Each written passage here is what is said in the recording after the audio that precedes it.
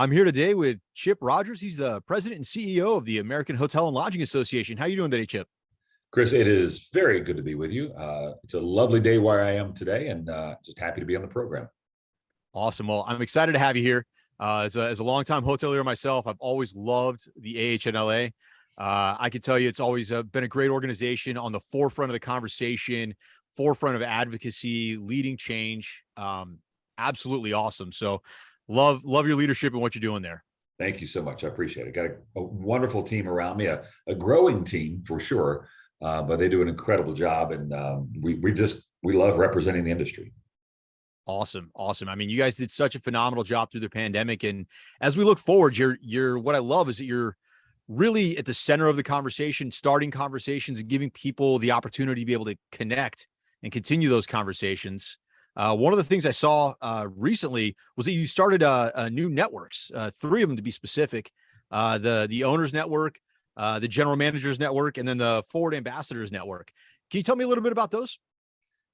You know, one of the things that we believe is our mission, and something I believe we do a pretty good job at, is bringing the industry together. And what we're trying to do is take people that are in our industry that have common interests and bring them together to share best practices, to get them to network and know one another, and to organize them in a way that we can all work together to benefit the industry. And so we felt like with owners, with general managers, and with our forward programming, which is designed to advance women in hospitality, those are three subsets of folks that are critically important in our industry, but have shared experiences, a shared understanding of what they kind of do on a daily basis, and have those common interests that we could bring together. And so, for example, the General Managers Network we started about a year ago, we're almost up to 1,000 general managers nationwide. We want to grow that to a few thousand so we can actually start creating some state and local chapters of general managers as well. But we know, because I am across the country all the time and talking to general managers, they have a lot of common challenges that they face. And sometimes those are very localized. So the more we can bring those people together and we can connect them, create that platform and share best practices, they're just going to be better at their job and more effective. Same thing goes for owners, and the same thing goes for women in hospitality. And while their interests are slightly different amongst each of those groups, they themselves have common interest, and we want to be the platform for bringing that together. That's outstanding. If I zeroed in on the general managers one that you were talking about here, what kind of conversations are you seeing there? I mean, you had it up for a year now. What kind of conversations are going through there right now? Three things I think are the biggest points of discussion over the last year. Early on, about a year ago, it was a lot around the pandemic. How are you dealing with health and safety issues? Operationally, what are you doing? How do you handle, shutting down rooms? How do you handle reopening food and beverage outlets? All those things. And so that was early on. Lately, the last 9 months, the topics have been almost exclusively around supply chain challenges. You get a few GMs together and they're going to talk about, hey, how did you get access to these products and services? I need them. And then the second part, the biggest one by far, is labor challenges, right? What are you doing? How are you operating your hotel with fewer people? What tricks of the trade do you know to get more people to come in, or to reduce your labor expenses with respect to, how many people, you have fewer people, but how do you get them to be more effective in what they're doing? And so the labor topic is the one that's top of mind for GMs every single day. I think everybody can empathize with that. And let's kind of dig into that a little bit more. So HNLA has some new data coming out, or it just came out on recruitment and retention. Is that correct? Absolutely, yeah. So what kind of trends are you seeing based on that data, or what are some of the big bullet points there that would lead to conversations? Wow. I think that the two big takeaways from our most recent survey is that the problem with labor, the lack of labor workforce, is still in a critical position, but getting better. And so let me give you the actual numbers. When we did our front desk feedback survey, which goes to all of our membership, and keep in mind we have over 30,000 members, that really the entire spectrum of the hotel industry. But when we did it back in May, 97% of the respondents said that they had job openings that they could not fill. 97. That's almost 100%, almost every single one. Um, we Wow. we did that survey again during the middle of September, and the number had dropped all the way to 87%. And so, still, as you can see, critical challenge that folks are facing, but it is getting slightly better. Okay. And so that's the front desk side of things. What about some of the other departments like housekeeping and culinary and things like that? Well, no, that meant all positions. So we Oh, call all the survey. positions. I Yeah, the apologize. survey is Okay. called front desk feedback. That's just the name of it. But yeah, Got it. that meant all positions. And housekeeping is the number one position that people are trying to fill, followed by front desk agents. And so those are kind of the two positions that mainly are the hotels are really struggling with. The average hotel has about 10 and a half open positions right now, and that includes even your very small hotels. And so those challenges are still facing the industry. The industry has first and foremost raised wages significantly. If you take a look at the wage increase among hotel jobs as a percentage of increase, and you compare that to the rest of the U.S. economy, we're pacing at about 60% higher in the percentage of increase than the rest of the U.S. economy. So while everyone's wages are going up during this time period of really tight labor markets, the hotel industry is going up by about 60% more. That's incredible. And I think the big question that everybody's probably got to be asking is that enough? I mean, are we seeing that labor increases as enough to make an impact in the industry and attracting people to the industry? So far, it has helped, but it has certainly not solved the problem. So if you think about, the way I like to look at it graphically is that, before the pandemic started, there were about we were about 900,000 jobs short of where we needed to be as an industry. The pandemic happened, and it's like falling off a cliff. And so many people left. I mean, 40, 50, 60% of the industry left. We've now built back up to where we're within about 1 million jobs of where we were. But if you remember where we were, we're still about 900,000 jobs short of where we needed to be. So you could argue that we need 1.5 million to 2 million jobs filled, or there's the capacity to add 1.5 million to 2 million jobs in the hotel industry. And so it just takes a long, long time to do that, because a lot of the people that left, they're not coming back. They either went to other careers or they just retired. And so we're having to fill the jobs of people who had been in the industry for quite some time, and then try to fill those jobs that were unfilled even before the pandemic began. So first of all, it's a staggering number, right? And I think everybody feels that if we're honest with ourselves, right? We were short going into the pandemic, even more so now. But if you're looking at solutions and actions here, I mean, if pay has gone up 60%, what other levers are there to pull that will help attract people to the industry and really retain them? Because I think that's what everybody's looking at right now as well. Yeah, one of the things that we're hoping occurs, even though this week's STR numbers were very strong, was I talked to so many hoteliers that are like, look, I need a little bit of a break on this massive demand so I can really start investing in my people. Because frankly, what's happened over the summer is you just hire people as fast as you can. You hope they show up for work. And if they show up for work, you put them to work and you let them go, right? Employees need much more. They want to be part of the team. They need to be part of the team.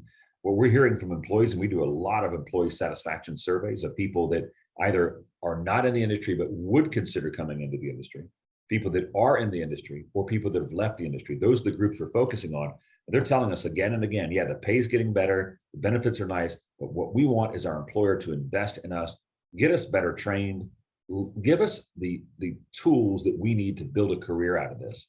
The industry has been somewhat short-sighted in doing so.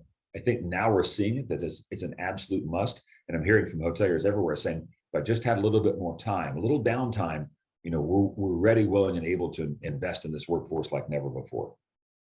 I think that's a huge step forward. And having been in the industry for a very long time, one of the areas that we always tried to focus on was really like the line level leadership, right?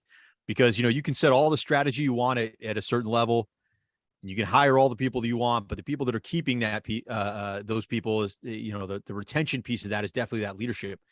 What are some of the things you're seeing focusing on that line, or out of that line level management piece there? Well, again, here in recent days, and I think it's going to be a trend that will continue, a lot of investing in training and even certification. I mean, we, through our educational institute, offer all sorts of certification in and around hotel work, and we're very proud of that. but letting people know how much you care about them is critically important. Even simple things like providing housekeepers with personal safety devices. We have the 5-star promise at AHLA. All the major brands have agreed to do this. Some of them have already made it brand mandates. There are cities and counties and states that are making it the law. But providing your housekeepers with personal safety devices, a simple act of gesture like that, gets people to stay on board. Perhaps the biggest thing outside of pay, which is always going to be number one, is scheduling flexibility. How are we making sure that if you're working in our industry, you can have a life outside of our industry as well? It used to be just a couple of years ago, housekeepers came in at 7 and they left at 4. I mean, that was just standard everywhere. That's not the case anymore.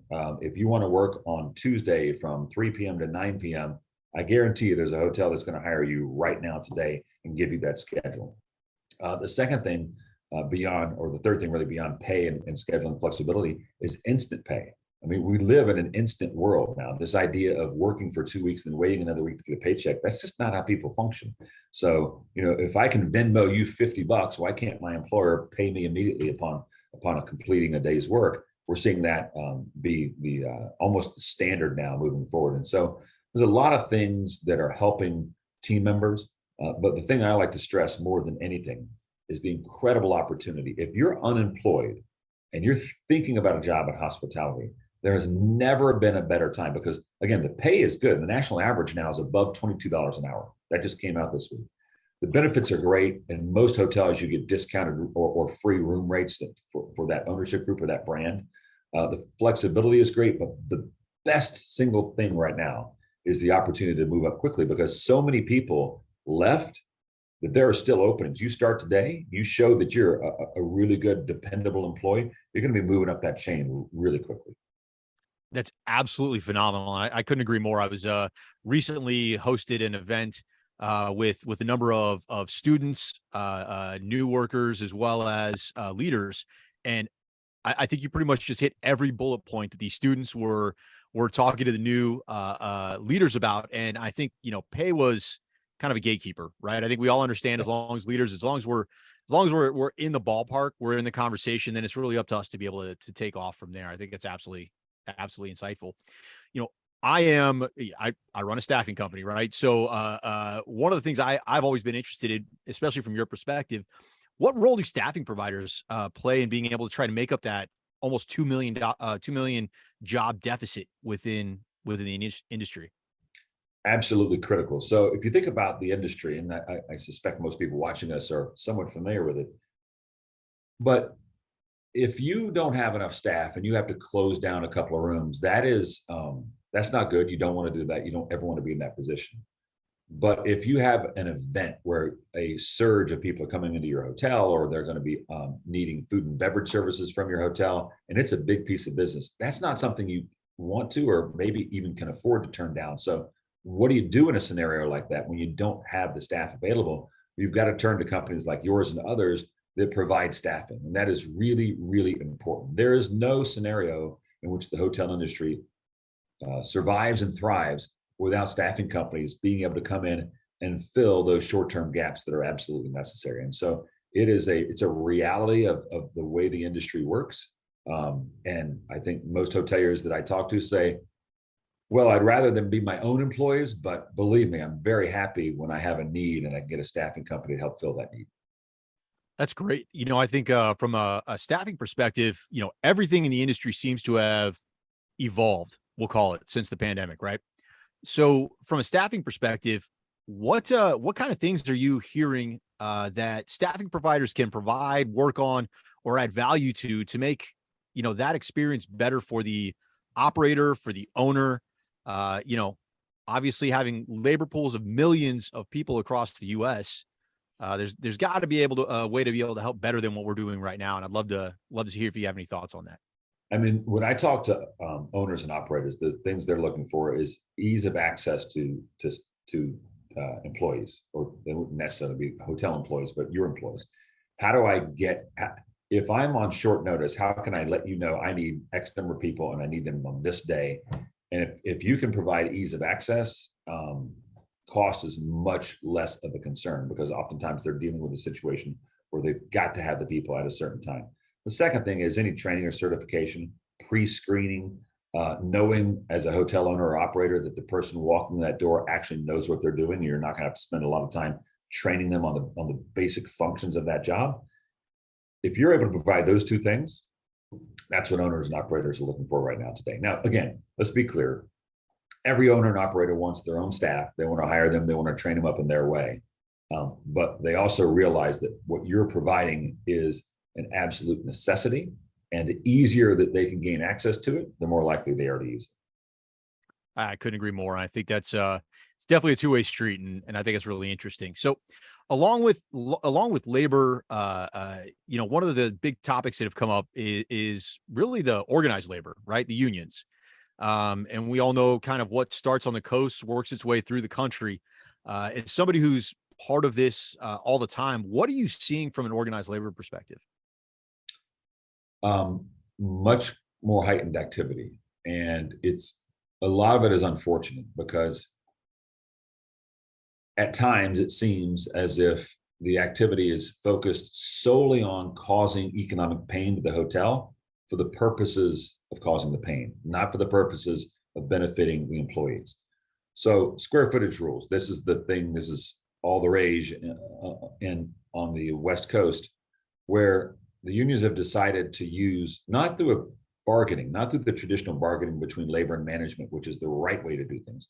They're using elected officials to do their work on their behalf. And they're having local cities create workplace rules specifically for hotels. Now, let's set aside the fact that city council shouldn't be creating workplace rules for anybody. That's not the role of a city council. You don't have the city council of San Jose saying engineers and electrical engineers in our city can only work 32 hours a week. I mean, it's stupid on its face. But what's happening is for these square footage rules, they're coming in, they're saying, you have housekeepers that can only work and only clean this amount of square footage in a day. Now, set aside the fact that maybe the housekeeper wants to clean more and earn more, and maybe the owner operator wants them to clean more and is willing to pay them more. The union is using the city council to put themselves in between the employee and the owner operator and take away an option that maybe the employee actually wants. They want to work more. They want to clean more. They want to earn more money. And so they're not doing a service for their members. They're actually hurting their members. And as an industry, as someone who speaks on behalf of the industry, we want to help hotel employees. They're part of the team. They're the backbone of how great this industry is. And to take actions that hurt them it's mind-numbing really to think about it. Like, why would a union do that to their own members?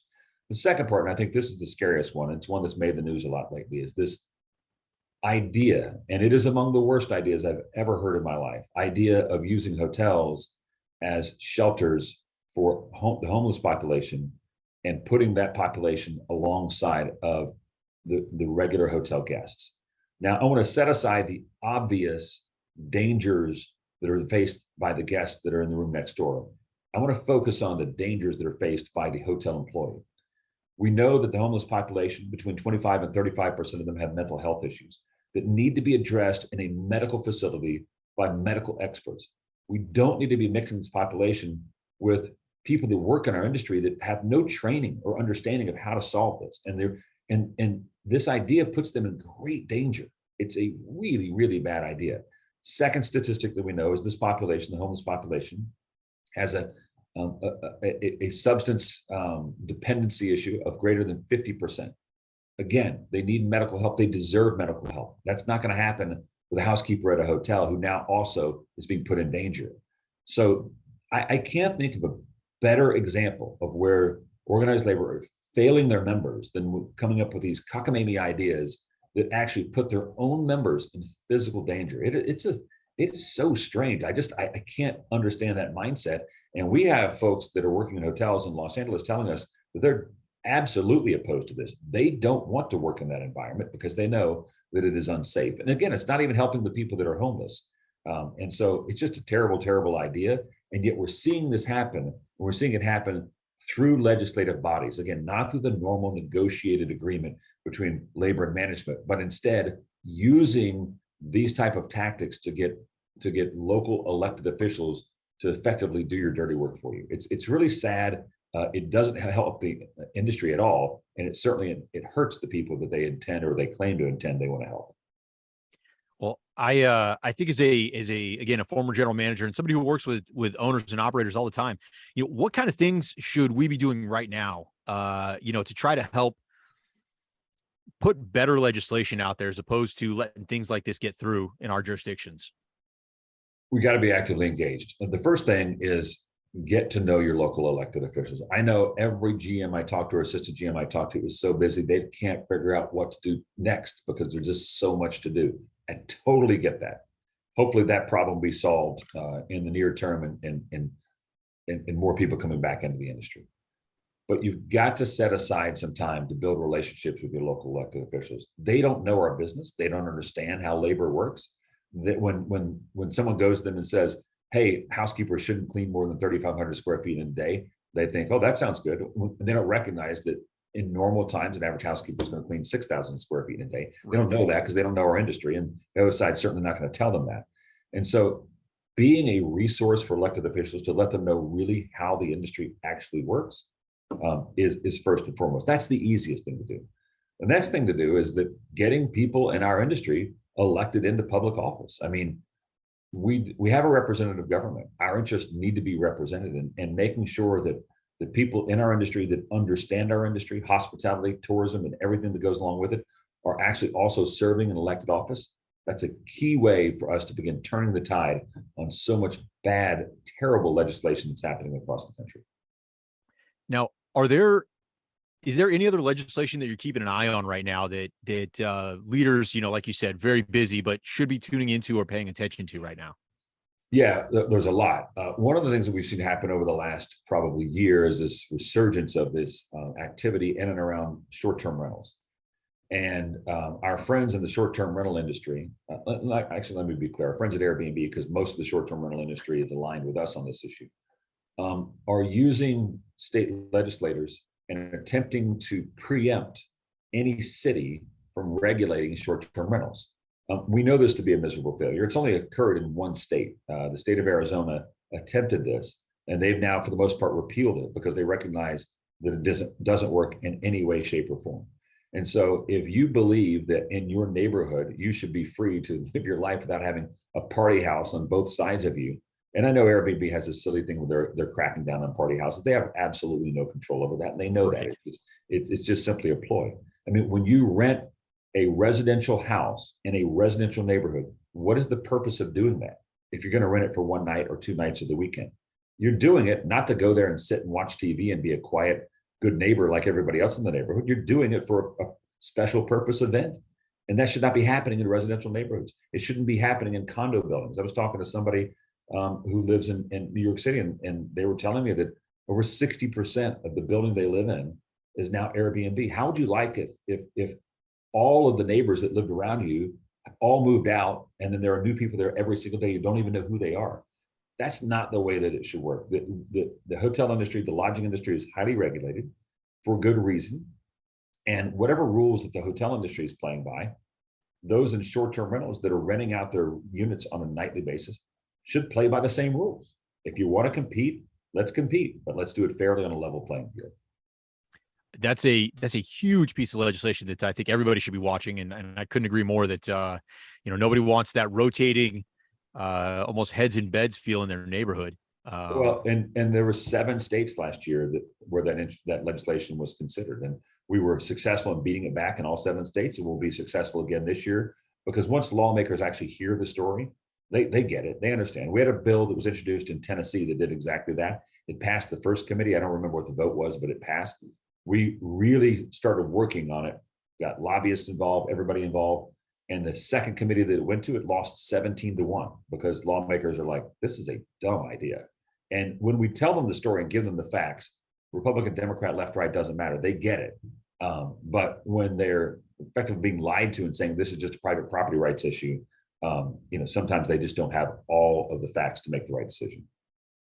Well, I think that's hugely important. And, one of the questions I had for you is, obviously these are all very important issues. And so if, all these forums that AHNLA has, right, are you addressing some of these things in these forums, like in the road shows that you're doing now, and Obviously you have this big planned hospitality show coming up in June of next year.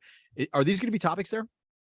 Absolutely. I just did two of our on the road series events just this week, one in Houston and one in Chicago. And we delved into all of these issues, from the terrible idea about the homeless ordinance in Los Angeles to the short-term rental legislation to things like joint employer that would impact every franchised hotel in America. I mean, we're talking about the issues that are going to impact your bottom line in a very significant way. And so when we have these events, they're free to everybody in the industry. We just finished up our last one for this year, and that was number 11.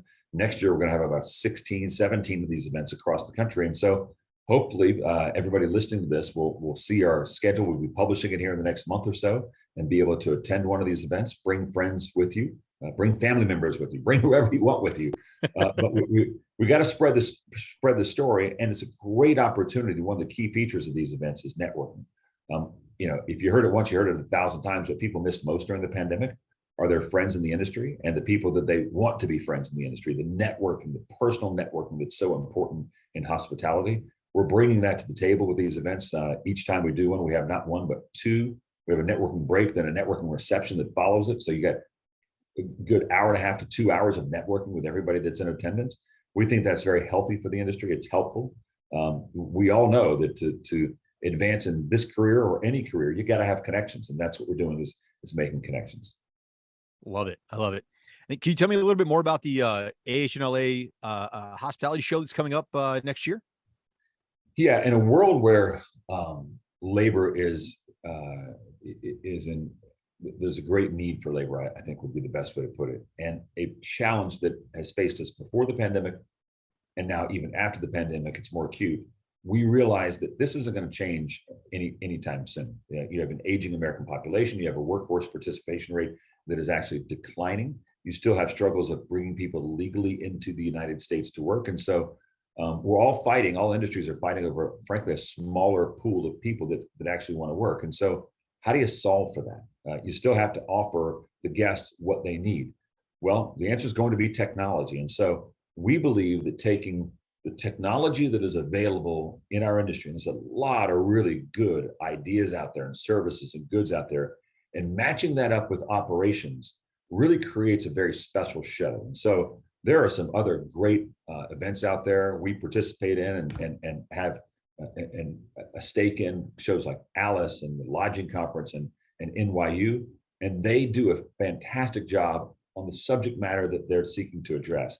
What we're bringing together here is an industry-wide perspective that really impacts every part of the industry, of taking technology, goods, and services and matching it with operations and saying, how do we make sure everybody's operating the most efficient way possible using the tools that are at our disposal? And so we think it's going to be a home run. As you mentioned earlier, the first one is in late June in Las Vegas. We invite everybody to attend. We promise you it's going to be a great show, and it's only going to keep getting better. That is phenomenal. I love that. And, Vegas, we'll see you there, right? I mean, Yes, could be a better location. So, Chip, as we wrap up here, one of the things I always like to ask is what kind of advice would you have for leaders coming into the hospitality industry right now? I mean, you've obviously got a wealth of knowledge and see things from a very macro level. What kind of advice are you giving people as they're coming in right now? take advantage of opportunities, and they've never been better. Look, this industry is one that it's global. And running a hotel in Austin, Texas is probably not too much different than running a hotel in Lisbon, Portugal, right?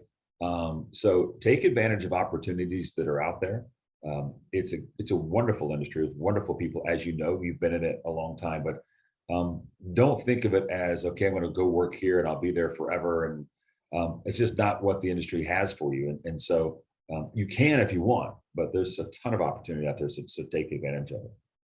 Love it. Phenomenal advice. And I think anybody who gets into this industry is going to find that there are a million stories to tell, and they're going to be part of one of a bunch of them. And that's how you grow your career.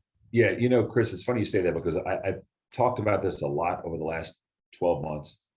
People say, where have all the employees gone? And some of them retired, and many of them went into other industries. And some of the industries they went into, we all rely on, but those industries, those jobs are stocking shelves and making package deliveries. That's nice. And I salute and respect the people that do that every single day. But when you're working in a hotel You get to be part of helping people make memories. I mean, why are people at hotels? Oftentimes they're going to visit friends and loved ones. They're going for a family reunion. They're going for a really important business trip. They're going for a conference where they can see and meet and spend time with their friends. You get to be a part of that. Every day is different. The people you meet every day are different, and you're helping them create lifelong memories. You can't say that for most industries. And so it is very special in that respect. I couldn't agree more. And you know, the more guests I have on this show, the other thing I realize is, you know, not only, you know, can you have those special experiences every day at work, but at the same time, not everybody's career goes the same direction. You can work at a million jobs where, you know, you see the career path ahead of you, right? You know, you become this level, then this level, then this level. Hospitality industry is completely different. You know, you can start at a hotel and all of a sudden you're the owner of CEO of fill in the blank company, or you started Yep. your own industry adjacent supporting business, or it's just taking you somewhere you never even thought possible. So absolutely incredible. And I think, you know, like you said, take advantage of it. Absolutely. Thank you. Well, it was great having you here today, Chip. I appreciate it. We're going to include in the show notes, you know, information on being able to join the ownership, general manager, and of course the forward ambassadors networks. And we're also going to include the links to get into AHNLA and obviously the hospitality show as well. So, Chip, thank you very much for being here, and we'll see you again next time. Chris, I appreciate it. Thank you very much.